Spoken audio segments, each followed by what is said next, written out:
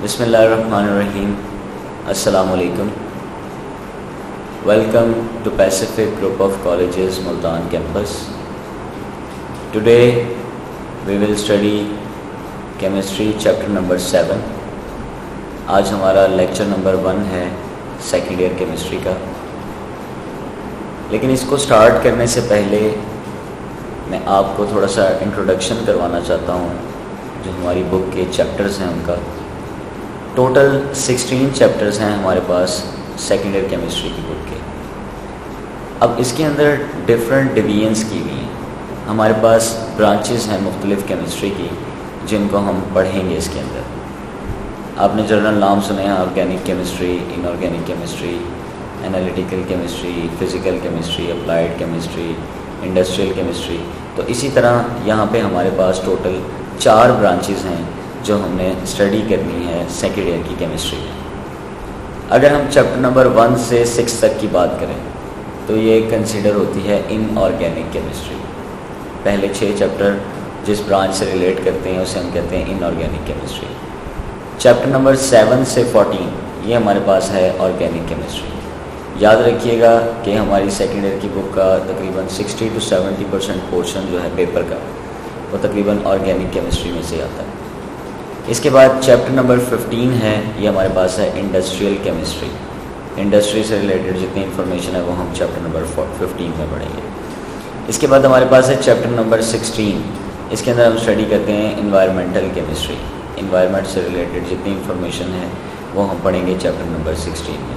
तो ये total 4 classes हैं, 4 डिवीजन्स हैं, 4 ब्रांचेस हैं केमिस्ट्री की जो कि शामिल हैं आपकी सेकेंड ईयर की केमिस्ट्री में। टोटल 16 चैप्टर्स में हमने इसको डिवाइड किया हुआ है।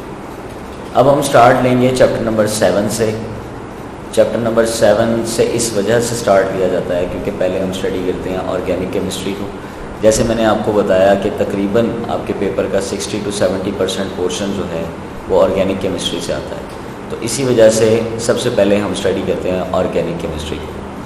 चैप्टर नंबर 7 हम स्टार्ट लेंगे। इसका नेम है fundamental principles of organic chemistry. Fundamental principles का मतलब होता है बुनियादी असूल ऑर्गेनिक केमिस्ट्री के। अब स्टार्ट लेंगे थोड़ा, इसमें हम हिस्ट्री के बारे में डिस्कस करेंगे कि हमारे पास हिस्ट्री क्या है ऑर्गेनिक केमिस्ट्री की, ऑर्गेनिक कंपाउंड्स क्या होते हैं, इनको स्टार्ट में किस तरह से डिस्क्राइब किया गया था, वो सारी इंफॉर्मेशन हिस्ट्री से रिलेटेड हम पढ़ेंगे इस टॉपिक के अंदर। अबाउट 200 years ago, तकरीबन 200 साल पहले तक केमिस्ट इस बात पे बिलीव करते थे कि जो कंपाउंड्स हैं उनका ताल्लुक़ होता है उनकी खसूसियात के साथ, प्रॉपर्टीज़ के साथ एंड ओरिजिन और जहाँ से उन्हें हासिल किया जाता है। तकरीबन 200 साल पहले तक केमिस्ट जो थे, साइंटिस्ट जो थे, उनका ये बिलीव था, यकीन था कि जितने भी कंपाउंड आपको नज़र आते हैं उनको अगर आपने एक्सप्लेन करना है तो या तो आपको उनकी प्रॉपर्टीज़ पता होनी चाहिए या आपको उनका ओरिजिन पता होना चाहिए, फिर आप उनके बारे में प्रॉपर इंफॉर्मेशन दे सकते हैं। ये ओल्ड कॉन्सेप्ट है, अबाउट 200 years ago। उसी बेस पे ऑर्गेनिक कंपाउंड्स को डिफ़ाइन किया गया था। इस में रखिएगा वर्ड प्रॉपर्टीज़ एंड ओरिजिन। अब ऑर्गेनिक कंपाउंड्स होते क्या हैं ये हमने देखना है। The compounds obtained from living organism are called organic compound. ऐसे कंपाउंड जो कि जानदार चीज़ों से हासिल होते हैं उन्हें हम नाम देते हैं ऑर्गेनिक कंपाउंड का। अब ये जो जानदार चीज़ों से हासिल करना है ये बेसिकली क्या है, ये उनका ओरिजिन है कि जहाँ से वो हमें मिल रहे हैं। तो इसी वजह से हम उन्हें नाम दे देते हैं ऑर्गेनिक कंपाउंड्स का। तो ये वाली बात यहाँ पे सेटिस्फाई हो जाती है कि कंपाउंड्स को उनकी प्रॉपर्टीज़ और ओरिजिन की बेस पे डिफ़ाइन किया जाता है। तो यहाँ से ऑर्गेनिक कंपाउंड की डेफिनेशन मिली कि ऐसे कंपाउंड जो कि हासिल होते हैं जानदार चीज़ों से, ऑब्टेन्ड फ्रॉम लिविंग ऑर्गेनिज्म, उन्हें नाम दिया जाता है ऑर्गेनिक कंपाउंड्स का। अब लिविंग ऑर्गेनिज्म में क्या क्या शामिल है? लिविंग ऑर्गेनिज्म में प्लांट्स हो सकते हैं, एनिमल्स हो सकते हैं, ये सारी चीज़ें इंक्लूड होती हैं लिविंग ऑर्गेनिज्म में। Due to this definition the concept of vital force theory was developed. अभी ये जो पॉइंट हमने पढ़ा वो कह रहे हैं इसी से हमने एक कॉन्सेप्ट बनाया किस चीज़ का, वाइटल फोर्स थ्योरी का। अब ये वाइटल फोर्स थ्योरी क्या है ज़हन में रखिएगा। इसका ताल्लुक़ ऑर्गेनिक कंपाउंड्स के साथ है और ऑर्गेनिक कंपाउंड्स का ताल्लुक़ लिविंग ऑर्गेनिजम्स के साथ है। तो इसी डेफिनेशन से हमने एक कॉन्सेप्ट बनाया वाइटल फोर्स थ्योरी का। वो क्या होता है उसको अब हम स्टडी करेंगे। वाइटल फोर्स थ्योरी की अगर बात की जाए, इसकी डेफिनेशन को अगर हम देखें, अ सुपर नेचुरल फोर्स, यहाँ से पता चल रहा है कि ये कुदरती तौर पे पाई जाने वाली फ़ोर्स है जो कि पहले से ही जानदार चीज़ों के अंदर मौजूद होती है, तो इसलिए इसे नाम दिया सुपर नेचुरल फोर्स।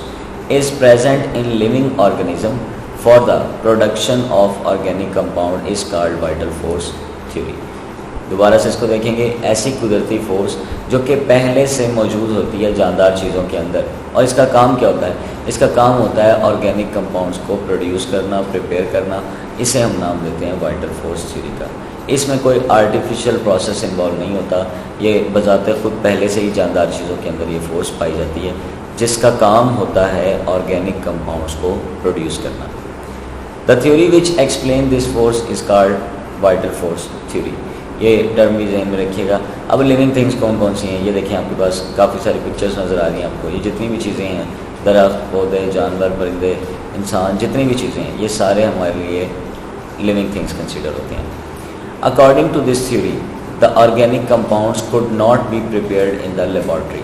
जहाँ जिक्र आता है वाइटल फोर्स थ्योरी का और ये बताया जाता है कि यह खुद से पाई जाने वाली एक फ़ोर्स है, खुद से पहले से मौजूद एक फ़ोर्स है जो कि जानदार चीज़ों में पाई जाती है, तो फिर यहाँ पे आप ये पॉइंट भी क्लियर करते हैं कि ऑर्गेनिक कंपाउंड कभी भी आप लेबॉर्ट्री के अंदर प्रिपेयर नहीं कर सकते। क्यों? क्योंकि लेबॉर्ट्री के अंदर किसी चीज़ को प्रिपेयर करना आर्टिफिशियल तरीके में आ जाता है और आर्टिफिशियल प्रोसेस यहाँ पे अप्लाई नहीं होता, यहाँ पे नेचुरल प्रोसेस अप्लाई होता है जो कि है वाइटल फोर्स थ्योरी। तो वाइटल फोर्स थ्योरी का जिक्र जिधर भी आएगा आपने ये लाजमी बताना है कि ऑर्गेनिक कंपाउंड्स को आप कभी भी लैब के अंदर प्रिपेयर नहीं कर सकते। तो ये तो हो गई डिस्कशन वाइटल फोर्स थ्योरी की। इसके बाद हम आगे मूव करेंगे वुलर्स एक्सपेरिमेंट पे। अब ये वुलर्स एक्सपेरिमेंट क्या है? अभी तक जो बातें हमने डिस्कस की, हमने ऑर्गेनिक कंपाउंड्स की हिस्ट्री को पढ़ा, हमने ये देखा कि ऑर्गेनिक कंपाउंड प्रिपेयर कैसे होते हैं, कौन सी ख़ास किस्म की फ़ोर्स उसके अंदर पाई जाती है और उस फोर्स की थ्योरी का नाम क्या है वो हमने डिस्कस किया। अब हम ये पढ़ेंगे और हम ऑर्गेनिक कंपाउंड्स को लैब में प्रिपेयर नहीं कर सकते। अब जो एक्सपेरिमेंट हम पढ़ने लगे हैं इसमें हम ये देखेंगे कि ऑर्गेनिक कंपाउंड्स को किसी साइंटिस्ट ने लैब में कैसे प्रिपेयर किया।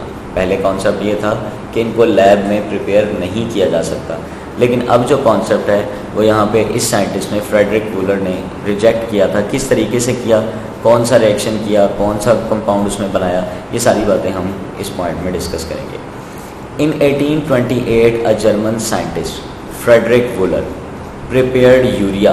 अब ये देखिए ब्रैकेट में मेंशन किया हुआ है ऑर्गेनिक कंपाउंड, यानी कि यहाँ से पता चलता है उसने प्रिपेयर क्या किया, यूरिया, जो कि कौन सा कंपाउंड है, ऑर्गेनिक कंपाउंड। कहाँ प्रिपेयर किया? लेबॉर्ट्री के अंदर। किससे प्रिपेयर किया? फ्रॉम अमोनियम साइनाइड, जो कि इनऑर्गेनिक कंपाउंड है। तो यहाँ से पता चला, तवज्जो से अब सुनिएगा इस पॉइंट को, कि इनऑर्गेनिक कंपाउंड यानी कि अमोनियम साइनाइड जो है उससे आपने बनाया ऑर्गेनिक कंपाउंड यानी कि यूरिया। बनाया कहाँ पे? लैब में। तो यहाँ से ये भी पता चला कि इनऑर्गेनिक कंपाउंड से भी हम ऑर्गेनिक कंपाउंड को प्रिपेयर कर सकते हैं। और करके किसने दिखाया? फ्रेडरिक वुलर ने। कौन सा साइंटिस्ट था? German scientist. कब ये काम किया उसने? 1828 में। अब इसको अगर हम एक्सपेरिमेंट की रिएक्शन की फॉर्म में लिखते हैं तो वो कुछ इस तरह से होगा, NH4CnO। ये किसका फार्मूला है? अमोनियम साइनाइड का। इसी का स्ट्रक्चरल फार्मूला भी देखें यहाँ पे मेंशन किया हुआ है। जिस तरह आप फर्स्ट ईयर में एक टॉपिक पढ़ते हैं कोऑर्डिनेट कोवलेंट बॉन्ड का, उसमें आप NH3 और H पॉजिटिव के रिएक्शन से बनाते हैं NH4 पॉजिटिव। ये वही चीज़ है, अमोनियम आयन जिसको कहा जाता है। और यहाँ पे आपके पास C ट्रिपल बॉन्ड N और साथ O मौजूद है। नॉर्मली कार्बन और ऑक्सीजन के दरमियान डबल बॉन्ड होता है, लेकिन यहाँ ऑक्सीजन के ऊपर आपको नेगेटिव चार्ज नज़र आ रहा है, इसका मतलब है यहाँ वाला बॉन्ड शिफ्ट हो गया इस जगह पे। तो ये स्ट्रक्चरल फार्मूला इसको भी ज़हन में रखिएगा, अक्सर शॉर्ट क्वेश्चन में ये भी पूछ लेते हैं। तो NH4 पॉजिटिव और C triple bond NO negative, ये दोनों चीज़ें आपस में प्लस माइनस इकट्ठी हैं तो एक दूसरे के इफेक्ट को कैंसिल कर देती हैं, इसीलिए यहाँ पे आपको किसी किस्म का कोई चार्ज नज़र नहीं आता। इसे हम नाम देते हैं अमोनियम साइनाइड का। और ये जो प्रिपेयर हुआ है यहाँ पे, इसे हम कहते हैं यूरिया। इसका स्ट्रक्चरल फार्मूला किस तरह से? NH2 इधर लिखा हुआ है, C double bond O NH2। तो ये स्ट्रक्चरल फार्मूला है किसका? यूरिया का। दोबारा से बता रहा हूँ, उसको सुन लें। एक साइंटिस्ट था वुलर, उसने लैब में प्रिपेयर किया यूरिया को, जो कि ऑर्गेनिक कंपाउंड था। किससे प्रिपेयर किया? अमोनियम साइनाइड, जो कि इनऑर्गेनिक कंपाउंड था। तो यहाँ से वाइटल फोर्स थ्योरी का जो कॉन्सेप्ट था वो टोटली रिजेक्ट हो गया कि आप लैब में भी ऑर्गेनिक कंपाउंड को प्रिपेयर कर सकते हैं। ये सुपर नेचुरल फोर्स वाला पॉइंट जो है वो उसको रद्द कर दिया था किसने, फ्रेडरिक वूलर ने। अब यूरिया है क्या, इसके बारे में थोड़ा सा देख लेते हैं, और अमोनियम साइनाइड क्या है इसके बारे में देख लेते हैं। Urea is organic compound present in waste of mammal. ये बात तो कंफर्म हो गई इस पॉइंट से कि नो डाउट ऑर्गेनिक कंपाउंड जानदार चीज़ों में पाए जाते हैं। और अब यूरिया कहाँ पाया जाता है, वेस्ट ऑफ मैमल। जो भी मैमल्स होते हैं उनका जो फुजला होता है, मतलब जो वेस्ट मटेरियल होता है, उसके अंदर हमारे पास यूरिया पाया जाता है। अगर हम अमोनियम साइनाइड की बात करें तो अमोनियम साइनाइड एक हमारे पास इनऑर्गेनिक कंपाउंड है। ये पाया जाता है मिनरल्स के अंदर, मिनरल से हमें मिलता है, और ये इनऑर्गेनिक कंपाउंड होता है। ऑर्गेनिक यूरिया है और अमोनियम साइनाइड इनऑर्गेनिक कंपाउंड है।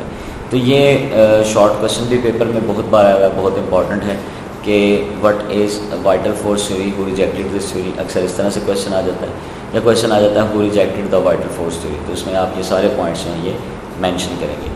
तो अभी तक आज के टॉपिक में जो चीज़ें हमने डिस्कस की उसमें हमने पढ़ा कि हमारे जो चैप्टर्स हैं टोटली वो कितने हैं। अगर हम स्टार्ट से देखें 16 चैप्टर, उनकी डिवीजन कैसे है। उसके बाद हमने चैप्टर नंबर 7 स्टार्ट किया, हिस्ट्री पढ़ी ऑर्गेनिक कंपाउंड्स की, ऑर्गेनिक केमिस्ट्री की। उसके बाद हमने वाइटल फोर्स थ्योरी का कॉन्सेप्ट पढ़ा कि वाइटल फोर्स थ्योरी क्या है, इसको रिलेट किसके साथ करते हैं, ठीक है, लैब में हम क्यों नहीं बना सकते ऑर्गेनिक कंपाउंड्स को। फिर लास्ट में हमने एक साइंटिस्ट फ्रेडरिक वूलर का एक्सपेरिमेंट पढ़ा कि कैसे उसने ऑर्गेनिक कंपाउंड को प्रिपेयर किया लैब के अंदर with the help of inorganic compound. तो यहाँ तक हमारा जो टॉपिक है वो एंड हो जाता है। अब इससे रिलेटेड एक असाइनमेंट है आपके पास जो आप लोगों ने सॉल्व करनी है। इसको तवज्जो से देखिएगा। एक तो एमसीक्यूज़ मैं बता देता हूँ, बाकी आप लोगों ने खुद करनी है। Organic compounds were obtained from, अभी पढ़ा हमने, ताल्लुक किसके साथ है उसका, लिविंग थिंग्स के साथ। तो ये ऑप्शन करेक्ट है इसका। Vital force theory thought to present in plants में, एनिमल्स में। हमने पढ़ा लिविंग थिंग्स, तो जाहिर बात है इसमें ऑप्शन क्या आएगा, बोथ, जिसमें प्लांट्स भी आते हैं और एनिमल्स भी आते हैं। इसी तरह आगे हम देखें मॉलिक्यूलर फार्मूला ऑफ यूरिया। अभी पढ़ा हमने क्या होता है, NH2CO NH2। तो ये 2-3 MCQs मैंने आपको बता दिए हैं, बाकी आप लोग खुद से करेंगे, इसको अटैम्प्ट कीजिएगा। 7 MCQs हैं इसमें और 4 शॉर्ट क्वेश्चन हैं। What is vital force theory, what was the concept of earlier chemist about organic compounds, who rejected vital force theory, also right it's reaction, write down the molecular formulas of ammonium cyanide and urea. तो ये short question और MCQs आपने अच्छे तरीके से कर लेने हैं। बाकी डिस्कशन इंशाल्लाह नेक्स्ट लेक्चर में स्टार्ट करेंगे। Thank you very much. अल्लाह हाफ़िज़।